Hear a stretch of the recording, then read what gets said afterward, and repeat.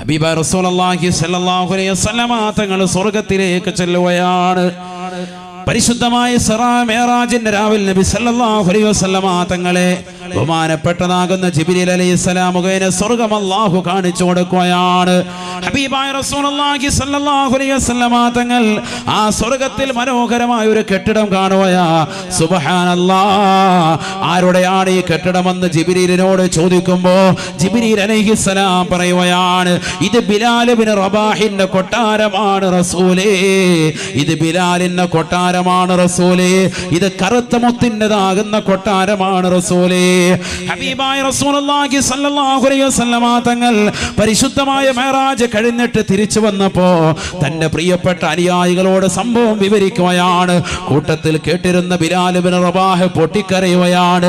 തനിക്ക് ഇത്രത്തോളം വലിയ സന്തോഷമാകുന്ന വാർത്തയല്ലേ കിട്ടിയിരിക്കുന്നത്. സ്വർഗത്തിൽ മനോഹരമാകുന്ന കൊട്ടാരം, മാണിക്യത്താലുള്ള പവിഴത്താലുള്ളതാകുന്ന മുത്തിനാടുള്ള കൊട്ടാരം, കറുത്ത മുത്തിന് അല്ലാഹു സുബ്ഹാനഹു വ തആല നേരത്തെ തന്നെ പണിതിരിക്കുന്നു എന്ന് കേട്ടപ്പോ ബിലാൽ ഇബ്നു റബാഹ് റളിയല്ലാഹു തആല അൻഹു സന്തോഷം കൊണ്ട് പൊട്ടിക്കരയുകയാണ്. ഹബീബായ റസൂലുള്ളാഹി സ്വല്ലല്ലാഹു അലൈഹി വസല്ലമ തങ്ങൾ ബിലാലിനോട് ചോദിക്കുകയാണ്, ബിലാലേ പറയൂ ബിലാലേ, ഈ നിന്റെ കൂട്ടുകാരൊന്ന് കേൾക്കട്ടെ, നീ എന്ത് അമലാണ് പ്രത്യേകമായി ചെയ്തിട്ടുള്ളത്?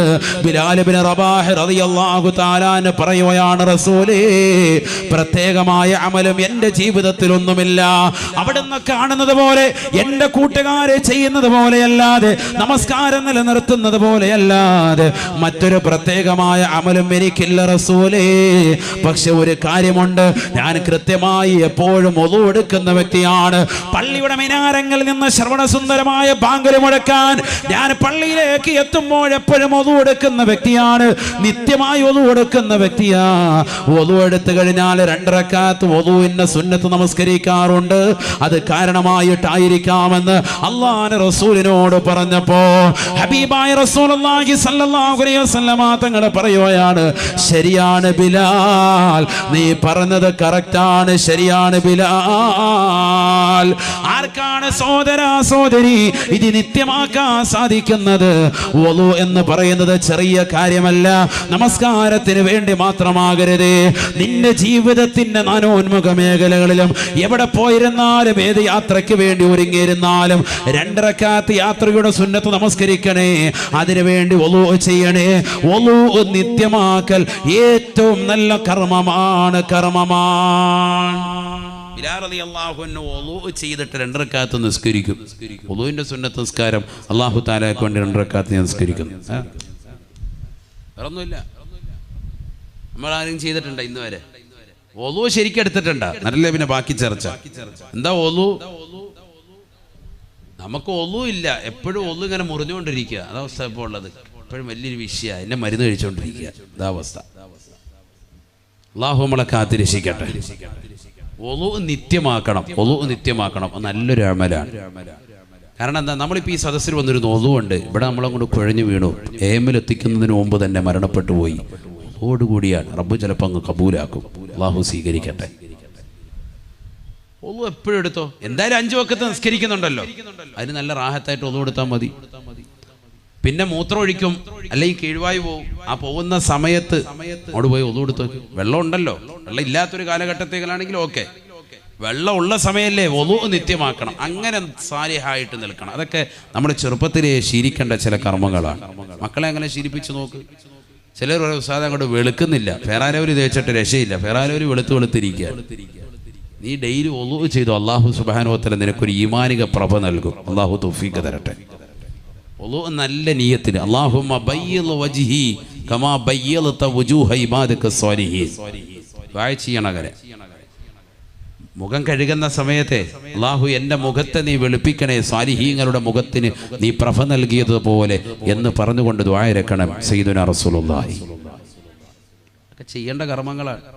സഹോദരിമാർ ചിന്തിക്കൽ, സൗന്ദര്യം ഇല്ലാത്തത് കൊണ്ട് ഉസ്താദെ നമ്മളെ ആരും നോക്കാനില്ല എന്ന് പറഞ്ഞ് വിഷാദം വെക്കുന്നവരെ നിങ്ങൾ നോക്കാൻ വേണ്ടിയല്ല, ഖൈറായ ഇണ നിങ്ങൾക്ക് അല്ലാഹു നൽകും. അതിനുവേണ്ടി നിങ്ങൾ നിയ്യത്ത് വെച്ചുകൊണ്ട് ചെയ്യും. വദൂ നിത്യമാക്കൻ ചെറിയ കാര്യമല്ല. സീമാഹും ഫീ വുജൂഹിഹിം മിൻ അസരി സുജൂദ്. വദൂ എടുത്തിട്ട് 2 റക്അത്ത് നിസ്കരിക്കൽ, മുഖത്തൊരു പ്രഭ അല്ലാഹു നൽകും. അല്ലാഹു തൗഫീഖ് തരട്ടെ. ആമീൻ പറയിൻ. അള്ളാഹു തൗഫീഖ് തരട്ടെ. ബക്കറ്റ് ഒന്ന് കൊണ്ടുവന്നു, ബക്കറ്റ് അല്ലേ?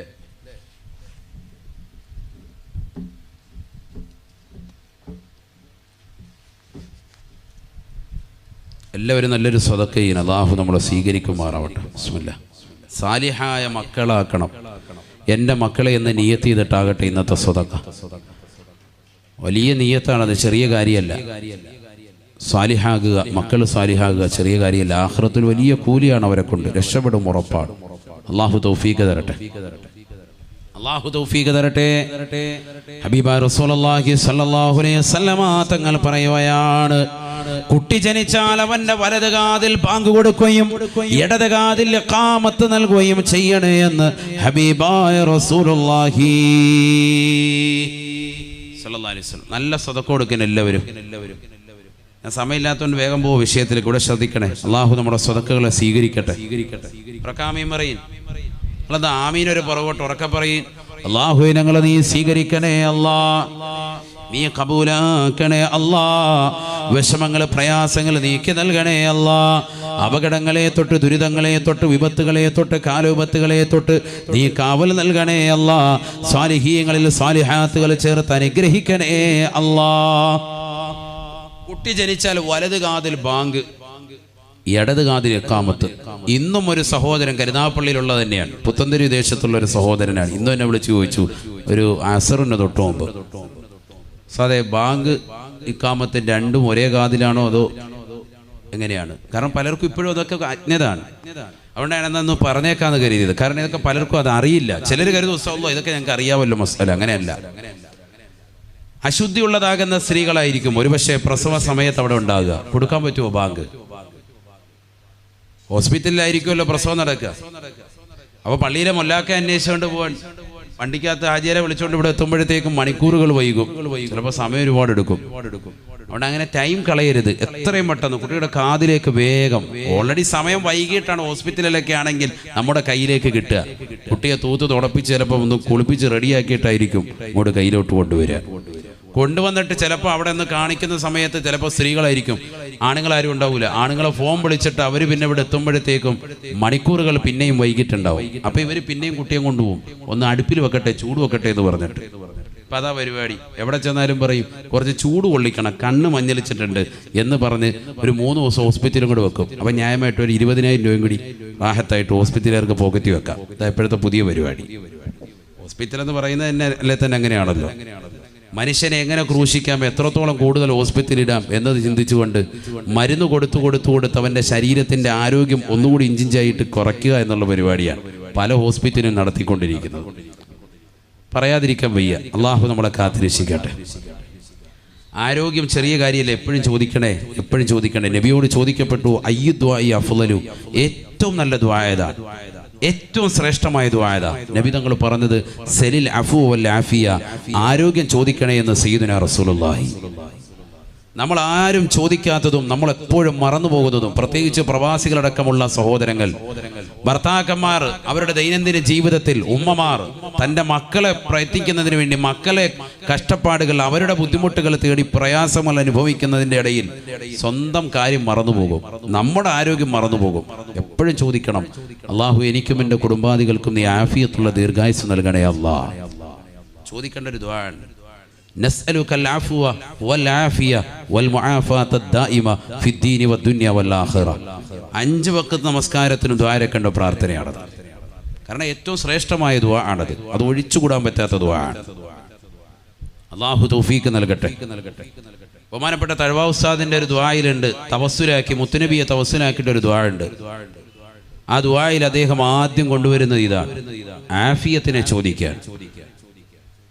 نسألك ونتوسل إليك بنبيك وصفيك ورسولك نبي الرحمة سيدنا محمد بن عبد الله صلى الله عليه وسلم أن تعافينا عافية لا سقم معها.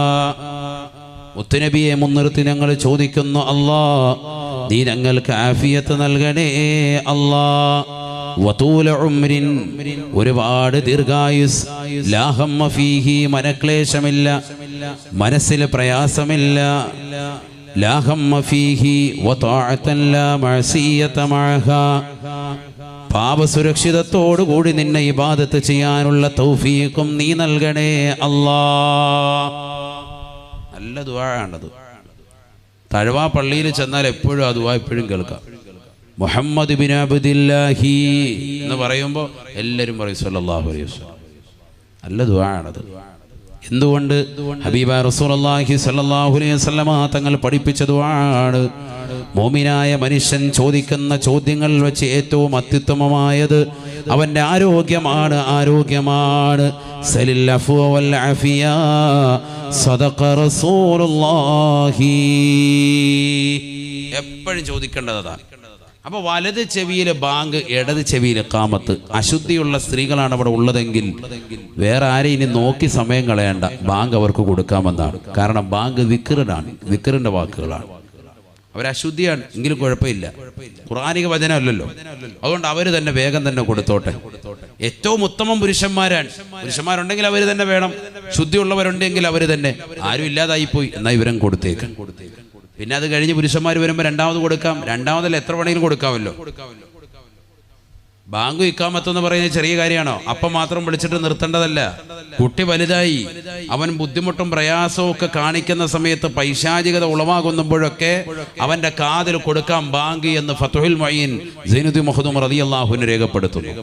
മറദത്തുൽ ജിന്നി വൽ ഇൻസ്, പിശാചിന്റെ ബുദ്ധിമുട്ടുകൾ, പൈശാചികതകളൊക്കെ കുട്ടികൾക്കുണ്ട് എന്ന് ബോധ്യം വരുമ്പോൾ നമുക്കുണ്ടാകും. ചില രാത്രിയിൽ കുട്ടികൾ ഭയങ്കര കരച്ചിൽ നിർത്തുന്നില്ല. അപ്പൊ നമ്മൾ എന്ത് ചെയ്യണം? അവന്റെ കാത് ചേർത്ത് അടുപ്പിച്ച് വെച്ചിട്ട് പതുക്കെ ബാങ്ക് കൊടുക്കുക. ചെവിയിൽ കൈവെക്കണമെന്നൊന്നുമില്ല, പതുക്കെ ബാങ്ക് കൊടുത്താൽ മതി. അല്ലാഹു അക്ബർ, അല്ലാഹു അക്ബർ, അല്ലാഹു അക്ബർ, അല്ലാഹു അക്ബർ. അങ്ങനെ ചെറുതായിട്ട് അങ്ങനെ ബാങ്ക് കൊടുക്കുക. വലിയ ഒച്ചയെ കൊടുത്തിട്ട് നമ്മളിവിടെ പള്ളി തുടങ്ങി എന്നുള്ള അയൽവാസികൾ തെറ്റിദ്ധരിക്കണ്ട. ഇതൊക്കെ പറയുന്നത് അതുകൊണ്ട് തന്നെ അങ്ങനെ പറയുക. കാരണം ചിലരങ്ങ് ഇത് കേട്ടിട്ട് ഭയങ്കര ബാങ്കുളി മത്സരം നടത്തും, ആകെ വിഷയവും. അപ്പൊ ഇടയ്ക്കിടയ്ക്ക് ഒന്നുമില്ല, കുട്ടി നല്ല രീതിയിൽ പോവുക, എന്നാലും അവനെ കൂടെ അടുത്തിരുത്തിയിട്ട് കൊച്ചു കുട്ടികളെ മടിയിലിരുത്തിയിട്ടൊന്ന് ബാങ്ക് കൊടുത്തേക്കുക, ഇടത് കാതിൽ ഇഖാമത്ത് കൊടുക്കുക.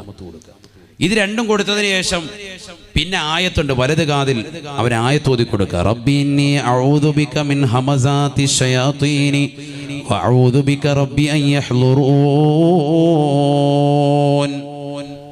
പിശാചിനെ തൊട്ടുള്ള കാവൽ തേടലാണ്, പിശാചിനെ തൊട്ടുള്ള കാവൽ തേടലാണ്. പൈശാചികതയെ തൊട്ട് പ്രയാസം കാണിക്കുന്ന, മോട്ട് കാണിക്കുന്ന, കുരുത്തം കെട്ടതാകുന്ന പൈശാചികതയെ തൊട്ട് എൻ്റെ ഈ കുട്ടിയെ കാക്കണേ അല്ലാ. റബ്ബി ഇന്നി അഊദു ബിക മിൻ ഹമസാതി ശയാതീനി വഅഊദു ബിക റബ്ബി അൻ യഹ്ളുറൂൻ. പിന്നെ അറിയുമെങ്കിൽ പിന്നൊരായത്ത് കൂടിയുണ്ട്.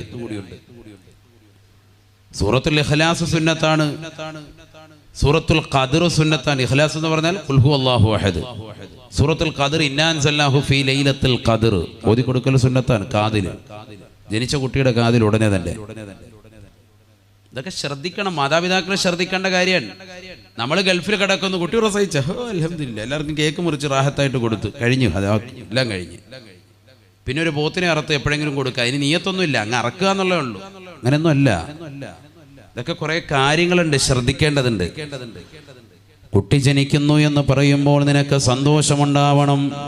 ഇമാം ഗസാലി റഹ്മത്തുള്ളാഹി അലൈഹി പറയുകയാണ്, നീ വളരെയേറെ ശ്രദ്ധിക്കേണ്ടതാകുന്ന ഘടകങ്ങളുണ്ട്. അത് 5 എണ്ണമാണ്. 5 കാര്യങ്ങൾ കുട്ടി ജനിക്കുമ്പോൾ നീ ശ്രദ്ധിക്കണേ. 1, ആൺകുട്ടിയാണോ പെൺകുട്ടിയാണോ, ആര് ജനിച്ചാലും നിനക്ക് സന്തോഷമുണ്ടാവണം.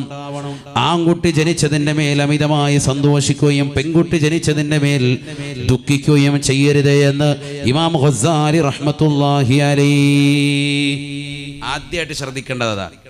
വിളിക്കുമ്പോഴേ ചോദിക്കും, കുട്ടി എന്താ സംഭവം, എന്താണ് സംഭവം? ഇന്നതാണ് പെൺകുട്ടി.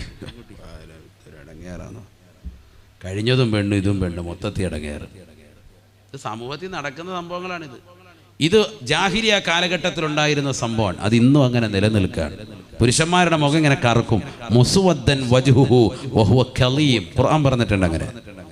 ജാഹിലിയ കാലഘട്ടത്തിൽ ഹബീബായ റസൂലുള്ളാഹി സ്വല്ലല്ലാഹു അലൈഹി വസല്ലമ തങ്ങൾ ഇസ്ലാമിക പ്രബോധനവുമായി കടന്നു വരുന്ന കാലഘട്ടത്തിൽ അവിശ്വാസികളാകുന്ന ജനവിഭാഗങ്ങളുടെ മനസ്സിന്റെ അകത്തലങ്ങൾ ഉണ്ടായിരുന്ന നീരസമായിരുന്നു. സ്ത്രീകൾ ജനിച്ചാൽ വല്ലാതെ മുഖം കറുക്കുകയാണ്. മുസ്വദ്ദൻ വഹുവ കലീം. പരിശുദ്ധമായ ഖുർആൻ പറയുകയാണ്, മുഖം വല്ലാതെ കറുത്തിരളുകയാണ്. സ്ത്രീകളെ പച്ചയ്ക്ക് കുഴിച്ചിട്ടിരുന്ന കാലഘട്ടമായിരുന്നല്ലോ അത്. എന്തുകൊണ്ടാണ് സ്ത്രീകളെ വേണ്ട വേണ്ട, സ്ത്രീകൾ ഒരു അപശകുനമായി, സ്ത്രീകൾ ഒരു ദുശകുനമായി കണ്ടിരുന്ന കാലഘട്ടത്തിൽ അല്ലാഹുവിന്റെ റസൂൽ കടന്നു വരുകയാണ്. സ്ത്രീകളെ കുഴിച്ചു മൂടരുതേ, അവർ അബലകളാണ്, ചപലകളാണ്. അവർ ഈ ദുനിയാവിൽ ജനങ്ങളുടെ വിളക്കാണ്, അവർ ഉമ്മമാരാണ്, അവർ മാതൃത്വത്തിന്റെ മഹിമ പേറുന്നവരാണ്, അവർ ഈ ലോകത്ത് നന്മയുടെ വക്താക്കളെ പ്രസവിക്കാനുള്ളതാണ്, ബഹുമാനപ്പെട്ട സാലിഹീങ്ങൾക്ക് ജന്മം നൽകാനുള്ളതാണ്. ഇമാം നവവി തങ്ങളെ പോലെ, ഇബ്നു ഹജറുൽ ഹൈതമി റളിയല്ലാഹു അൻഹുവിനെ പോലെ, അയിമ്മത്തുകളെ പോലെയുള്ളതാകുന്ന ആളുകൾക്ക് ജന്മം നൽകാനുള്ളതാണ്. അതുകൊണ്ട് സ്ത്രീകളെ നിങ്ങൾ കൊന്നുകളയരുതേ, അവരെ നിങ്ങൾ ക്രൂശിക്കരുതേ. അവർക്ക് വലിയ മഹിതമായ സ്വാതന്ത്ര്യം റസൂലുള്ളാഹി കൊടുക്കുകയാണ്. ജീവിക്കാനുള്ള സ്വാതന്ത്ര്യമല്ലേ ഏറ്റവും വലിയ സ്വാതന്ത്ര്യം. ആ സ്വാതന്ത്ര്യം സ്ത്രീകൾക്ക് നേടിക്കൊടുത്ത വ്യക്തിയാണ് അഷ്റഫുൽ ഖൽഖ് മുഹമ്മദ് മുസ്തഫ. പച്ചയോടുകൂടി ജീവനോടുകൂടി തന്നെ ജനിച്ചു വീണാൽ അത് പെണ്ണാണെന്നറിയുമ്പോൾ, തുണി പൊക്കി നോക്കിയിട്ട് പെണ്ണാണെന്നറിയുമ്പോൾ പച്ചയോടുകൂടി കുഴി കുഴിച്ചുകൊണ്ടതിലേക്ക് കുഴിച്ചിട്ടിരുന്ന കാലഘട്ടത്തിൽ കടന്നു വന്നുകൊണ്ട് സ്ത്രീ സമൂഹത്തിന് ജീവിക്കാനുള്ള സ്വാതന്ത്ര്യം പരിപൂർണമായി നൽകിയ ഹബീബ് മുഹമ്മദ് മുസ്തഫ സല്ലല്ലാഹു അലൈഹി വസല്ലമ തങ്ങൾ. അതുകൊണ്ടല്ലേ പ്രവാചകൻ വിമോചകനായി മാറിയത്, പ്രവാചകൻ ലോകത്ത് മുഴുവനും അറിയപ്പെട്ട വ്യക്തിയായി മാറിയത്. ആ പ്രവാചകൻ എങ്ങനെ അവന്റെ അനുയായി, മുത്തുനബിയുടെ അനുയായികൾ എങ്ങനെ സ്ത്രീ വിരോധിയായി മാറും? ഒരു പെണ്ണിന് ഈ ലോകത്ത് ജീവിക്കാനുള്ള അവകാശം തന്നെ നൽകിയത് ഹബീബ് റസൂലുള്ളാഹി സ്വല്ലല്ലാഹി അലൈഹി വസല്ലം.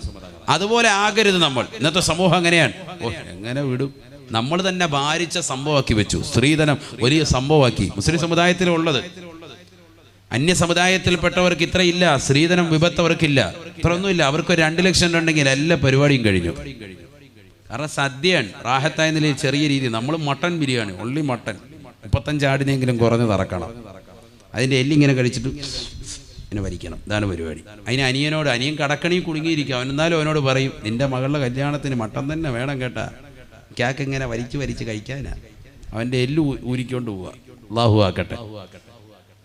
ഇതാ സമൂഹത്തിൽ നടക്കുന്നത്. ശരിയല്ലേ? മട്ടൻ വേണം, ചിക്കൻ ഫ്രൈ വേണം, നൂഡിൽസ് വേണം, എല്ലാ പരിപാടിയും വേണം. ഭക്ഷണത്തിനൊന്നും ഒരു കുറവും ഉണ്ടാകരുത്. അല്ലേ? ഇതായിപ്പോ ഈ സമൂഹം നഊദു ബില്ലാഹ്.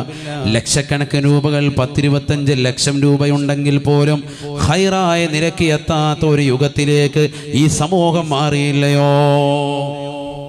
നല്ല നിലയ്ക്ക് ഇവിടെ 100 പവനും കൊടുത്തു, വാഹനം കൊടുത്തു, എല്ലാം കൊടുത്തിട്ടുണ്ടാകും. എന്നാലും ബഹളം. ഈ അടുത്തും ബഹളം ഉണ്ടായില്ല നമ്മുടെ മഹല്ലുകളിൽ തന്നെ. എന്താ വിഷയം? വണ്ടി വേണം, ഇന്നോവ തന്നെ വേണം എന്ന് പറഞ്ഞ് ബഹളം. ചെറുക്കൻ്റെ കൂട്ടുകാർ വേറെ വണ്ടിയൊന്നും പറ്റൂല. അവർ പറഞ്ഞ് ചെറിയ ആൾട്ടോ 800 നല്ല വണ്ടിയാണ്, സൂപ്പർ വണ്ടിയാന്നൊക്കെ പറയും. ഒരു രക്ഷയില്ല. അവസാനം അത് തന്നെ കൊടുത്തു. വിവാഹം നടക്കണ്ടേ? അപ്പം എന്ത് ചെയ്യാ? വാശി പിടിക്കാൻ, വല്ലാത്ത വാശി. നഊദു ബില്ലാഹ്. അല്ലാഹു ആക്കട്ടെ. പെണ്ണിന്റെ വാപ്പയെ വല്ലാതെ ക്രൂശിക്കുന്നു, ഉമ്മയെ വല്ലാതെ ക്രൂശിക്കുന്നു, നിർബന്ധം ചെലുത്താൻ. മകള് മുഖേന കിട്ടിയതൊന്നും പോരാഞ്ഞിട്ട് വീണ്ടും വന്നിട്ട് ഓഹരി ചോദിച്ചുകൊണ്ട് നിൽക്കാൻ. 100 പവൻ കൊടുത്തു, നല്ല വാഹനം കൊടുത്തു, 10 സെന്റ് സ്ഥലവും കൊടുത്തിട്ടുണ്ട്. എന്നാ വാപ്പ എന്നെ വീടും വെച്ച് തന്നേക്ക് 2 പേരെ. ഇല്ല, ഇത്ര ആയില്ലേ? ഇതാ കളി. ഇനി 2 നില വീടും കൂടി വാപ്പ എന്നെ വെച്ച് തന്നേക്ക്. അത് കഴിഞ്ഞിട്ട് ഇവർക്ക് മക്കളുണ്ടാവും, അതും കൂടി വാപ്പ ഒന്ന് കെട്ടിച്ചു വിട്ടേക്ക്. വാപ്പാക്ക് ജീവനുള്ള കാലത്തോളം വാപ്പ ഇങ്ങനെ ഇഞ്ചിഞ്ചായിട്ട് ഇങ്ങനെ കൊന്നുകൊണ്ടിരിക്കുക. ഇതാ സമൂഹത്തിൽ നടക്കുന്ന സംഭവമാണ്. റിയലായി ഇപ്പോൾ നടന്നുകൊണ്ടിരിക്കുന്ന സംഭവമാണ്. പ്രത്യേകിച്ച് നമ്മുടെ ദേശങ്ങളിൽ. അള്ളാഹു നമ്മളെ കാക്കട്ടെ. വളരെ ശ്രദ്ധിക്കണം. അല്പ സാമ്പത്തികം ഉള്ളവൻ വല്ലാതെ ക്രൂശിക്കപ്പെടുന്നു, വല്ലാതെ പ്രയാസപ്പെടുന്നു. ഗൾഫിലാണെങ്കിൽ അവനൊന്ന് നാട്ടിൽ വന്ന് കാലുകുത്തി ഒരു 10 ദിവസം നിൽക്കാൻ പറ്റാത്ത അവസ്ഥ. അവനിങ്ങനെ ദൈനംദിന ജീവിതത്തിൽ കഷ്ടപ്പാട് തന്നെ, പുറകെ ഓരോന്ന് കൊടുത്തുകൊണ്ടിരിക്കുക. ഭാര്യ തന്നെ പറയും, ഇക്കെന്തിനാ തിരിച്ചു വന്നത്? ലീവ് നിൽക്കണ്ട, പൊയ്ക്കോ, തിരിച്ചു വയ്ക്കോ. അവിടെ തന്നെ തിരിച്ചു വിടാൻ. 5 വർഷം കഴിഞ്ഞു, 10 കൊല്ലം കഴിഞ്ഞു, എന്നാൽ തിരിച്ചു വരാം. മൂത്ത മകളെ കെട്ടിച്ചു വിട്ടു, പോരാ, ഇളയവളെയും കൂടെ വിടണം. ഗൾഫിൽ തന്നെ പോയിന്നോ, ഇവിടെ നിന്നിട്ട് കാര്യമില്ല, തിരിച്ചു വിടുന്നു. 25 വർഷം കഴിഞ്ഞാൽ അയാളോട് പറയും, നമുക്ക് വീടിന്റെ മുകളിലത്തെ നിലയോട് പൂർത്തിയാക്കണം. ഒക്കെ പോയി നിൽക്ക്. 30 വർഷം കഴിഞ്ഞ ആൾ വന്നാലും പറയും, മൂത്തവളുടെ കുട്ടി ഇതാ ഇപ്പോൾ അടുത്ത് വിവാഹത്തിന് ടൈം എത്തിയിട്ടുണ്ട്, അല്ലെങ്കിൽ അതിന്റെ ചടങ്ങുകൾ എത്തിയിട്ടുണ്ട്, പൈസ വല്ലതും വേണോ? ഒന്നും ഉണ്ടായിട്ടില്ല, അതുകൊണ്ട് നിങ്ങൾ തന്നെ പോയിട്ട് വാ. ഇങ്ങനെ അദ്ദേഹത്തെ ക്രൂശിക്കുക. ഒരു മേഖലയും ആർക്കും പിടിച്ചു നിൽക്കാൻ പറ്റാത്ത അവസ്ഥ. ഗൾഫ് മേഖലയൊക്കെ മൊത്തവും ബുദ്ധിമുട്ടാണ്, എല്ലാം ക്രൈസിസുകളാണ്, സാമ്പത്തിക ബുദ്ധിമുട്ടുകളാണ്, മൊത്തത്തിൽ എല്ലാവർക്കും വളരെയേറെ ബുദ്ധിമുട്ടാണ്. സൗദിയിലുള്ള ഒരു സഹോദരൻ ഇന്നും അദ്ദേഹം നാട്ടിൽ വന്നു, ഇക്കാമയുടെ പ്രശ്നം കൊണ്ട് വളരെയേറെ പ്രയാസപ്പെടാൻ ഗവൺമെന്റ് വല്ലാതെ ശക്തമായ രീതിയിൽ സ്വദേശിവൽക്കരണം കൊണ്ടുവന്നതിന്റെ അടിസ്ഥാനത്തിൽ സൗദിയിലുള്ള മുസ്ലിം സഹോദരങ്ങൾക്ക് മാത്രമല്ല ഇതര സമുദായത്തിലെ മറ്റ് രാജ്യങ്ങൾക്കുള്ള മുഴുവൻ ആളുകൾക്കും പ്രയാസം അനുഭവിക്കാൻ എല്ലാവരും തിരിച്ചു പോന്നുകൊണ്ടിരിക്കുകയാണ്. ഗൾഫ് മേഖലയൊക്കെ പ്രതിസന്ധിയാണ്. നാട്ടിലുള്ള ജോലി തന്നെ മാന്യമായ രീതിയിൽ നോക്കി ചെറിയ ബിസിനസ് ആണെങ്കിലും കുടുംബത്തെ ഹൈറായ നിലയ്ക്ക് പോറ്റിക്കോളി. ഒരുപാട് ദൂർത്തും ദുർവയൊന്നും വേണ്ട, ഇനി നല്ലതുപോലെ കുറച്ച് ജീവിച്ചോളി. എൻ്റെ ഭർത്താവിന് അതുണ്ട് ഇതുണ്ടെന്ന് പറഞ്ഞ് ഭർത്താവിനെ ക്രൂശിക്കാതെ മാന്യമായ രീതിയിൽ ചെലവഴിച്ചുകൊണ്ട് ഒതുങ്ങിക്കൂടി കഴിഞ്ഞോളി. ഒതുങ്ങിക്കഴിയണം.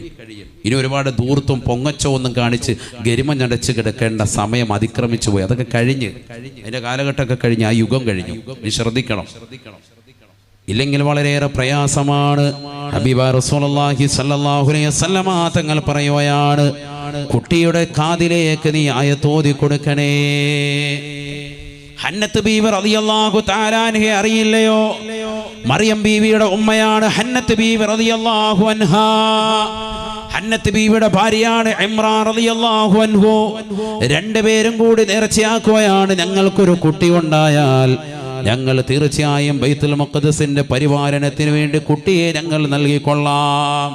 പരിശുദ്ധമായ ഖുർആൻ ആ സംഭവം പറയുകയാണ്, ഇദ ഖാലത് ഇംറാതു ഇമ്രാന റബ്ബി ഇന്നി നദർതു ലക മാ ഫീ ബത്നി മുഹററാ ഫതഖബ്ബൽ മിന്നി ഇന്നക അൻതസ് സമീഉൽ അലീം. فلما وضعتها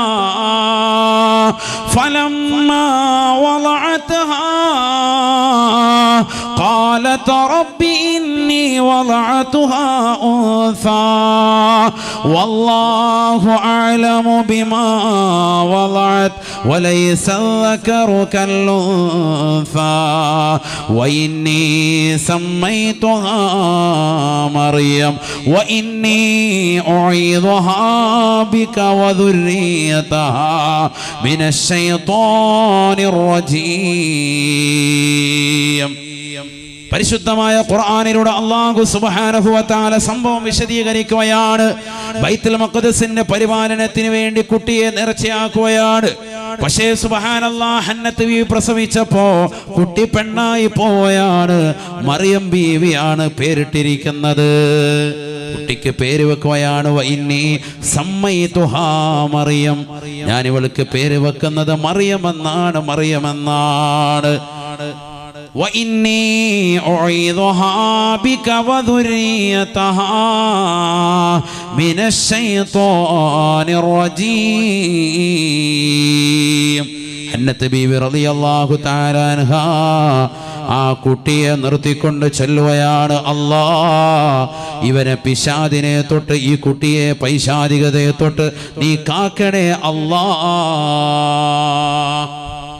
ആണ് വിഷയം.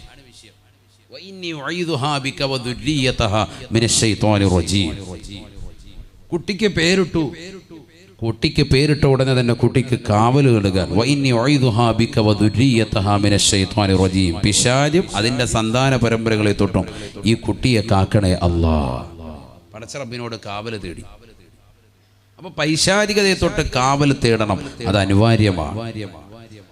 സുബ്ഹാനല്ലാഹ്, ചരിത്രം അവിടെ വിശാലമാണ്. ബഹുമാനപ്പെട്ട മറിയം ബീവി റളിയല്ലാഹു തആല അൻഹയുടെ കഫാലത്ത്, അവരെ ഏറ്റെടുത്തത്, അവരുടെ കാര്യങ്ങൾ പിന്നീട് നിർവഹിച്ചു പോകുന്നത്, ചെലവ് കാര്യങ്ങളൊക്കെ ശ്രദ്ധിച്ചു പോന്നിരുന്നത് മാമയാകുന്ന അഥവാ ഹന്നത്ത് ബീവിയുടെ സഹോദരനാകുന്ന സക്കരിയ നബി അലൈഹിസ്സലാത്തു വസ്സലാമാണെന്ന് ചരിത്രം പറയുന്നുണ്ട്. വളരെ വിശാലമാണ് ചരിത്രം, അതിലേക്ക് പോവല്ല. നമ്മുടെ വിഷയം ഇതാണ്. മറിയം ബീവി റളിയല്ലാഹു അൻഹയെ പ്രസവിച്ചപ്പോഴത്തേക്കും കുട്ടിയെ എന്തുകൊണ്ട് പിശാദിനെ തൊട്ട് കാവൽ തേടിക്കൊണ്ട് ഉമ്മ ദുആ ചെയ്തിട്ടുണ്ട്. അതുകൊണ്ട് എന്താ സംഭവിച്ചത്? പിന്നെ ഒരൊറ്റ മോശമായ ശൈലിയിലേക്ക് ആ പെണ്ണ് പോയിട്ടില്ല. മറിയം ബീവി റളിയല്ലാഹു അൻഹ ഈസാ നബിയുടെ ഉമ്മയാണ്. ഖുർആൻ പറയുന്നുണ്ട് ആ സംഭവമൊക്കെ. അതല്ലേ സൂറത്തു മറിയം ഒരു പെണ്ണിന്റെ പേരിൽ ഒരു സൂക്തമാണ്. അള്ളാഹു പഠിപ്പിക്കുകയാണ്. 114 സൂറത്തിലൊരു സൂക്തത്തിന്റെ പേര് തന്നെ സൂറത്തു മറിയം. പഠിക്കേണ്ട സൂക്തമാണ്. സ്ത്രീകൾ മനസ്സിലാക്കണം ആരാണ് മറിയം ബീവി റളിയല്ലാഹു അൻഹ. നമുക്ക് ആ പേരിനോട് തന്നെ ഇന്ന് പുച്ഛമായ കാലഘട്ടം. നഊദു ബില്ലാഹി, അല്ലാഹു കാക്കട്ടെ.